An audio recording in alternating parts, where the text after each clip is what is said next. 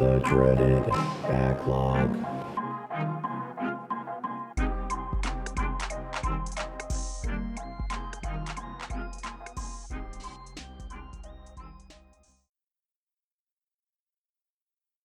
It's me again.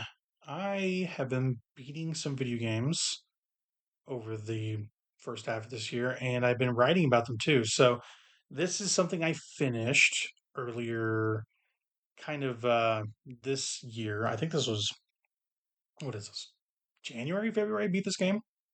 Um, and yeah, I wanted to talk about it. It wasn't the longest thing in the world, but I wanted to give my kind of cursory thoughts on it. And that game is Final Fantasy. I'm going to kind of crib from my piece as much as possible on Substack, called Killing Chaos. That's kind of what I named this thing. It's a review of Final Fantasy One. I kind of chatter a little bit about the Pixel Remaster compilation, and mostly I kind of bring up broken game economies, and like this one specifically. It's gonna be a fun one. I'm kind of excited to talk about my journey with Final Fantasy One. So stick around and listen. So, Final Fantasy. It's kind of an ironic name for a franchise, for this one specifically, because it's kind of got an interminable number of entries to it. Like a lot of games, there's no finality about the series. It feels like, if anything, it's the opposite of that. It's going to keep going past us. Like it will be long dead. They'll make Final Fantasy 45. A couple years ago, Square Enix, Enix, whatever you want to say, they're both the publisher, primary developer of the Final Fantasy franchise. They re-released the first six mainline entries of Final Fantasy, and this Final Fantasy Pixel Remaster came out for current gen consoles and PC. And for the most part, it was the first time those games had been brought forward for new audiences, at least in totality, the first six, with the majority of the latter half of the series, making their way to this newer generation of consoles through either new games or up-res standalone re-releases of their own. Um, but like now, the entire series, with the exception of 13 sequel games in Final Fantasy 11. All of those, pretty much all Final Fantasy has been brought forward to newer stuff that you can play. Um, there's honestly never been a better time to dive into the series. So like I resolved to do that. Like that is what I want to do. I want to play all these games available in whatever order I wanted to. Um, and I think I just started with one. Like it's not the first Final Fantasy game I've ever beaten because that never matters. They're just named things. They're all standalone games in some ways, with the exception of sequels, prequels, whatever. Like the Final Fantasy VII has its own series. 13 has its own series. Technically, 14 is an MMO and it has its own series. Um, but yeah, when I thought about this, I realized I hadn't finished that many Final Fantasy games. But I like started pretty much every one of them. I've played all of them to some extent, but like my completion percentage is not all there. So far, if I have to count, like so far now that I've beaten one, I've beaten four, or sorry, six, not four. I have beat six, 7, 15, and 16. Of the mainline stuff. I've beaten all the Final Fantasy 7 things, like Crisis Core or whatever. Um, so yeah, there's like a fair number of games in the series I've never seen through. Of the ones I've yet to complete, but I've played a lot of 2, 8, 9, and 10. I played a lot of those extensively, especially 8 and 9. I played a lot of those. But for some reason, I just never got around to finishing them. I don't know. I wanted to make it a long term goal, to just change that.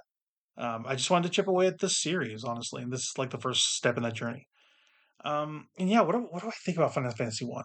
I think Final Fantasy One's a good game, but it's not a great one. Like, not a great one. It's pretty rough in some ways. It feels like the very first ever at making a role playing game that wasn't Dragon Warrior, and I think that fact shows. I think it shows. The game itself is really short. It can be as long as 4 to 6 hours if you know where to go and what to do, and how to do it. It's a really small game. Very small bestiary of monsters you encounter. Very sparse options in your toolkit to kind of interact with the party and their composition, their tools, capabilities. And it's got like one of the easiest game economies to exploit ever that I've ever encountered. Um, and it can be good fun to mess around with the broken economy, but your mileage, I would say, can vary in that regard. Because once the barrier to entry in shops has been made trivial or like lifted, your coffers are just overflowing with guilt. Like you are never broke in this game. You can buy what you want when you want from weapon vendors, magic shops, item stores at any point. And I think that cheapens the experience of the adventure. And it skews the balance of the game, which, honestly, it's comically easy. It's very, very unbalanced in the player's favor when it comes to difficulty because of that. Even the toughest boss fights, you'll tackle them with almost no issue, I think. And, Square Enix's first crack at that formula, or they were just Square back then. I understand that. But it makes the game feel easy to manipulate. It just does. Um, Wishing you could afford everything in the games is awesome, but like in practice, seeing that be possible isn't like fun as you think it'd be. And that issue is my main gripe with the game. Having a broken economy trivializes the entire thing. You'll have no issues beating it for sure, almost none, and you'll beat it quickly because there's like no barriers to you doing so once you have everything, or can buy whatever you want. I don't even think my party got like wiped once until the final boss, which is kind of wild. As you fight monsters in the overworld and dungeons, you encounter little bits of story and treasures along the way. And playing with a guide here is the way to go, especially given that this game came out almost 50 years ago, on the NES. Um, I personally, I can't imagine how it must have been for people playing this back in the day with no direction. The game doesn't even hold your hand, not one iota. It always expects you to know where to go, where with no hints. It's like one of these relics of old game design that like comes with the territory of interacting with past media. As further entries were developed, the quality of life for these games got better and better. But like things were streamlined more effectively. The narrative was guided better in the world through NPCs and signage over time, that sort of thing. Um, and playing the Pixel Remaster version of this game smooths out some of the rougher edges of its presentation. The orchestration is remastered, remixed, and there's more setting options and quality of life stuff. But like the fundamentals of the game remain, regardless of the improvements made. Um, I would say, like at its core, Final Fantasy One, it's an interesting prototype for a beloved series. That just gets better. It gets better with further games. People think two is the weakest. That's a kind of tired play um, idea. Maybe that's true. I haven't played through two yet, but one is not the strongest entry either. The story here is minimal at best. A few essential things are here that can be seen in the DNA of the series and future games. And like the base stuff is here, like you party of medieval-esque heroes, they're crystals. There's a world-ending situation that threatens all life on Earth, that sort of thing. That's Final Fantasy. And there aren't like bespoke characters in Final Fantasy, they're all blank slates. You can pick character classes and name them. And they're basic template characters that are more blank, um, kind of like blank checks. Like you don't have a named protagonist in this game or for your entire party. Different people are proficient in different combat styles and magic usage.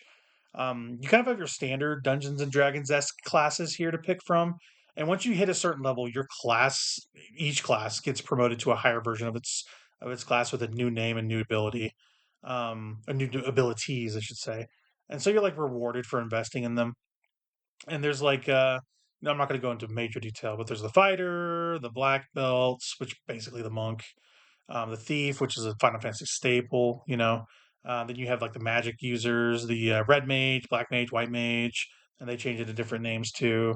Um, yeah, that's kind of like your basic like D&D esque template for characters that you can choose from, right?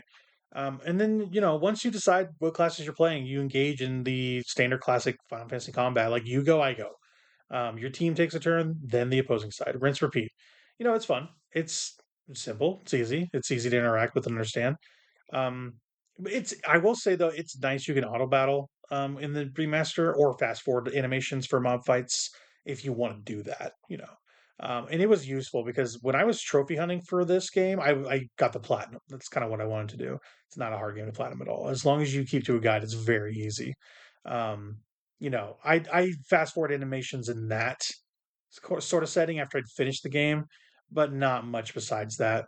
Um, at the very least, it's nice to know how it used to be, kind of like this history lesson, right? Even if the game series as a whole hadn't been figured out yet, it was interesting. It's interesting to see the growing pains, right? I'm glad I saw it through for sure. The story of Final Fantasy One is barely there. It's not even really fleshed out. Um, your classes of four heroes are known as the Warriors of Light. Uh, and you guys have been asked to cleanse four different crystals from around the realm to restore peace of the kingdom. Yada yada yada. Like medieval stuff. Like that's basically what it is. As you play through the game, you see generic biomes that every RPG has. You get the snow area, the desert area, forest area, blah blah blah. You know how it is. Just got to get that variety right. And you fight a lot of iconic Final Fantasy monsters, which is cool. Like the fact that you know they kind of exist. I mean, there's not like cactuars or anything like that, but like the fact that like a fireball or whatever you call those things exists, kind of cool, right? Um, and yeah, like that stuff is a welcome thing to see, even in the first game. Um, you fight a lot of them. You fight a lot of monsters, even though the bestiary is pretty small.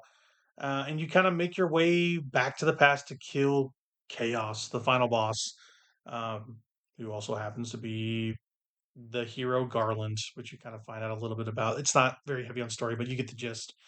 Um, Spoilers, you find out the bad guys you have been tasked with defeating sent Garland back in a time, who in turn sent the four fiends that protect the crystals, which is a paradox, back to the present, and it kind of creates a time loop where Garland kind of live forever. It makes zero sense. Let's be honest. It makes zero sense. There's a paradox involved. Who knows? Who gives a shit? What the hell? Sure. He's the bad guy. He looks cool. He's chaos. He's gotta die. Like we understand.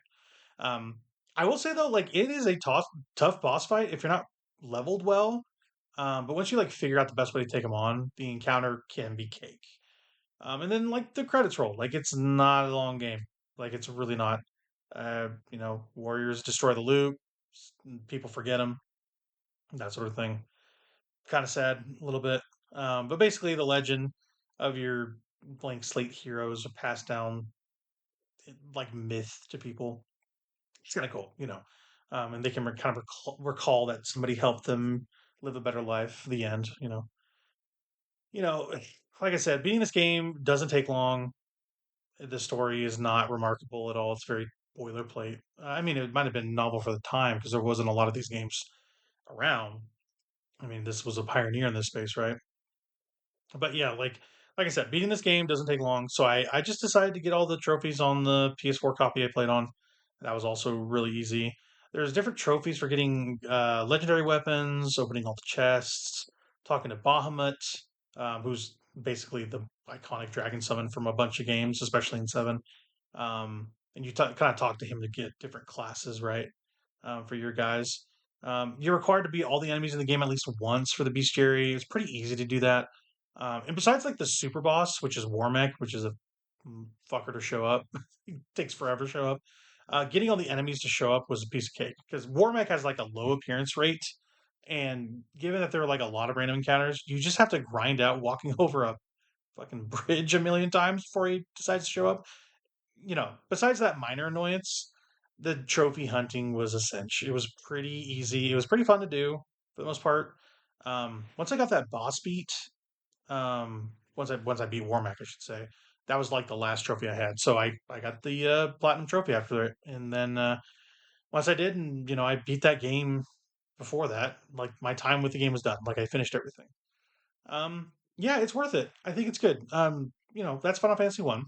It's a fun history lesson, honestly, for industry or not industry, series veterans. I would say I would still call myself a series veteran. I have seen a lot of Final Fantasy. Even if I haven't beaten all the games, right? Um, I think Final Fantasy One. It's a mostly easy game. It's got a few minor annoyances, but it's solid in its battle mechanics. It's got pretty well designed enemy encounters, it's got like a good enough story to see it through for a playthrough. I had a good time with it, even though it's not like a good game or a great game, I suppose. I think if you're gonna play it, I recommend doing everything because it's super easy, or like platinuming or 100%ing it, whatever you got, just to get your mileage out of it. It's very, very, very easy to do so. It took me like 16, 17 hours to do everything, which is beating all the bosses, seeing all the enemies, getting all the stuff. Very easy, very well worthwhile, I think. I don't think I would recommend it though to anybody but series veterans because of the minor gripes I had and like it being a very old game that they're bringing forward, right? But it's more than worth your time if you want to interact with it in a cool modern way. I appreciate Squeenix for bringing this game and others in the compilation forward in an easy to understand, legible, and modern way, while not like changing the game fundamentally. Well, the graphics got a sizable overhaul, but I want to say, is there a GBA version of this game? I actually don't know. I actually don't know. So I don't want to talk out of turn. Um, but yeah, I think more old games need to be preserved in new ways like this. And I think it's a good template for that sort of exercise. So yeah, that's Final Fantasy One. I liked it a lot. It's not a fantastic game, but it's a good one. I'm glad I played it. It's cool to see the beginning of the game. Now I gotta play Stranger of Paradise, right? Now that I know this hot story of Jack Garland. You know, I just got to jump in there and solve it, right? I hear that game's good. I hear that game's good. I think it's a Team Ninja game. Also talking out of my ass here, but yeah, that game is a spin-off, an offshoot of Final Fantasy One, we'll say. And Garland looks cool, so maybe it ends up being good. Who knows? But yeah, that's Final Fantasy One. Keep gaming. I got some more stuff in the pipe. I just recorded something for the Great Media Contraction, or games media contraction, whatever you want to call that thing. It's just me rambling about the state of media, entertainment, and how much has changed in the last 20 years. It's not only about games, but it was inspired from games. So I just ran with it. So yeah, if you like what I do here, listen to that. I got a review of Clair Obscure coming, a review of Doom the Dark Ages. I know it's coming. It's taking me forever to finish those things. I mean, I wrote about them, but like I haven't recorded anything yet.